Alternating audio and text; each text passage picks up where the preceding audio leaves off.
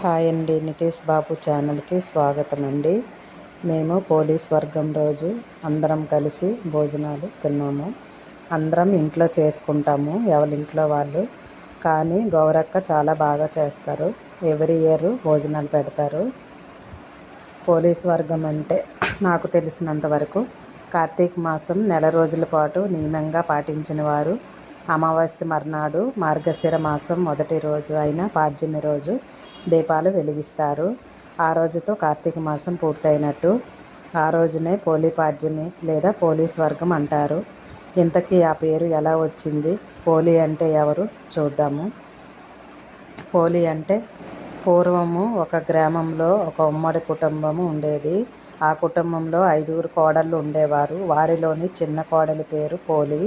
ఆమెకు చిన్నప్పటి నుంచి దైవభక్తి ఎక్కువ.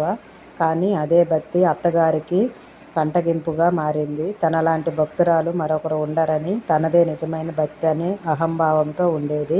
అందుకే కార్తీక మాసం రాగానే పోలిని మిగిలిన తోటి కోడలని వెంటబెట్టుకొని నదికి వెళ్ళి స్నానం చేసి దీపాలు వెలిగించి తీసుకొచ్చేది. ఈలోగా కోడలు దీపం పెట్టిస్తుందేమో అనే ఆలోచనతో ఎలాంటి సౌకర్యం అందుబాటులో లేకుండా చేసేది. పోలి మాత్రం అవేమీ పట్టించుకోకుండా పెరట్లోని పత్తి చెట్ల నుంచి కాస్త పత్తి తీసుకొని కవ్వానికి ఉంచి వెన్నను తీసి పత్తికి రాసి దీపం వెలిగించేది.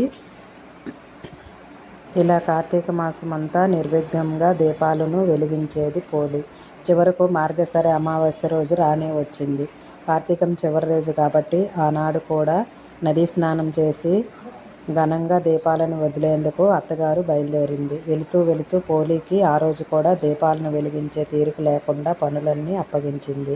పోలి ఎప్పట్లాగే ఇంటి పనులు చకాచకా ముగించి కార్తీక దీపాన్ని వెలిగించింది. ఎన్ని అవాంతరాలు ఎదురైనా, ఎంత కష్టమైనా కూడా పోలి భక్తి మార్గం తప్పకపోవడం చూసి దేవతలంతా దీవించారు. ఆమెని ప్రాణం ఉండగానే స్వర్గానికి తీసుకెళ్లేందుకు పుష్ప విమానంతో వచ్చారు దేవదూతలు. అప్పుడే ఇంటికి చేరుకున్న అత్తగారు మిగిలిన తోడికోడళ్ళు పోలిని విమానాన్ని చూసి నిర్ఘాంతపోయారు. ధర్మాచరణ చూసి పోలిని దేవదూతలు ఇష్టపడ్డారు అని వెంటనే ఆమెను చూసి స్వర్గానికి పుష్పక విమానము దిగివచ్చింది. వెంటనే అప్పుడే ఇంటికి చేరుకున్న అత్తగారు, ఆమె మీదుగా కోడళ్ళు ఆ విమానాన్ని చూసి అది తమ కోసమే వచ్చిందని మురిసిపోయారు.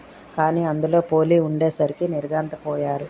ఆమెతో పాటు తాము కూడా స్వర్గానికి వెళ్ళాలనే ఆతృతంతో పోలి కాళ్ళు పట్టుకొని వేలాడే ప్రయత్నం చేసినా ఫలితం లేకపోయింది. ఎలాగైనా ఆమెతో పాటు తాము కూడా స్వర్గానికి వెళ్ళాలనుకునే ఆత్రంలో పోలి కాళ్ళు పట్టుకొని వేలాడే ప్రయత్నం చేసినా ప్రయోజనం లేకపోయింది. విమానంలోని దేవదూతలు పోలికి మాత్రమే స్వర్గానికి చేరుకునేంతట నిష్కమలమైన మనసుందని చెబుతూ వారికి అందనంత ఎత్తుకు ఎదిరిపోయారు. అందరికీ నమస్కారం అండి. ఇవాళ వీడియోలో పోలిపాడ్యమి రోజున పూజా విధానం ఎలా చేసుకోవాలి, ఇంట్లోనే చాలా తేలికైన పద్ధతిలో ఎలా చేసుకోవాలో క్లియర్గా నేను మీ యొక్క సందేహాలకు సమాధానాలు చెప్తూ ఈ వీడియోలో అయితే అందిస్తున్నానండి. వీడియోని మాత్రం స్కిప్ చేయకుండా చూడండి. ప్రతి సంవత్సరము కూడా మనము మార్గశిర మాసం వచ్చిన తర్వాత మొదటి రోజు శుద్ధ పాడ్యమి తిథిన పోలిపాడ్యమి పండుగనైతే జరుపుకుంటామండి. ఈ సంవత్సరం మనకి 2024 డిసెంబర్ 2 సోమవారం రోజు అయితే వచ్చింది. ఈ రోజున పూజ చేస్తే కలిగే ఫలితాలు ఏంటంటే, కార్తీక మాసం నెల రోజులు కొంతమంది ఏదైనా బిజీ షెడ్యూల్ వల్ల కానివ్వండి, లేదా పీరియడ్స్ వల్ల కానివ్వండి, ఏటి సూతకం వల్ల కానివ్వండి, హెల్త్ ఇష్యూస్ వల్ల కార్తీక మాసంలో దీపారాధన చేయలేని వాళ్ళు ఈ ఒక్క రోజున కనుక మీరు దీపారాధన చేసి నీటిలో దీపాలను కనుక వదిలితే కార్తీక మాసం నెల రోజులు పూజా ఫలితం అనేది మీకు వస్తుందండి. అంతటి శక్తివంతమైనదండి ఈ పోలిపాడ్యమి పండుగ అనేది. ఈ రోజున పూజ ఎలా చేసుకోవాలో తెలియజేస్తానండి. ఎర్లీ మార్నింగ్ అయితే మీరు ఉదయాన్నే పూజ అనేది చేసుకోవాలండి. ఒకవేళ మీకు అంత ఉదయాన్నే మీరు టెంపుల్స్కి వెళ్ళి పూజలు చేయలేని వాళ్ళు, నదుల దగ్గరికి వెళ్ళి పూజలు చేయలేని వాళ్ళు ఇంట్లో కూడా మీరు చేసుకోవచ్చండి. ఇంట్లో మీరు తులసికోటి దగ్గర మీరు ఈ దీపాలు అనేటివి వెలిగించుకోవచ్చు. ప్రత్యేకంగా ఈ రోజున పూజలో కార్తీక దామోదరుని అయితే మనం ఆరాధించాలండి. మీ దగ్గర విష్ణుమూర్తి ఫోటో ఉన్నా, వెంకటేశ్వర స్వామి ఫోటో ఉన్నా కూడా పెట్టుకోవచ్చండి. లేదు అనుకున్న వాళ్ళు తులసి కోటలోనే మీరు తులసమ్మ దగ్గర మట్టి ఉంటుంది కదా అండి, ఆ మట్టిలో కొద్దిగా నీళ్లను చల్లి అందులో నుంచి కొద్దిగా మట్టిని తీసుకొని మీరు ఒక మట్టిని ముద్దలాగా చేసుకొని ఆ మట్టి స్వరూపాన్ని శివలింగాన్ని మీరు కార్తీక దామోదరునిగా భావించి పూజలో అయితే పెట్టుకోవాలండి. మరి ఈరోజు పూజ ఎలా చేయాలో తెలియజేస్తాను. మీ ఇంట్లో కనుక తులసమ్మ చెట్టు కనుక ఉంటే తులసి చెట్టు దగ్గర మీరు ఈ పూజ అనేది చేసుకోవచ్చండి. ఒకవేళ తులసమ్మ ఆనవాయితీ లేని వాళ్ళు శివయ్య ఫోటో కానీ విష్ణుమూర్తి ఫోటో కానీ కుదిరితే ఇద్దరి ఫోటోలు పెట్టుకొని మీరు పూజ అనేది చేసుకోవచ్చండి.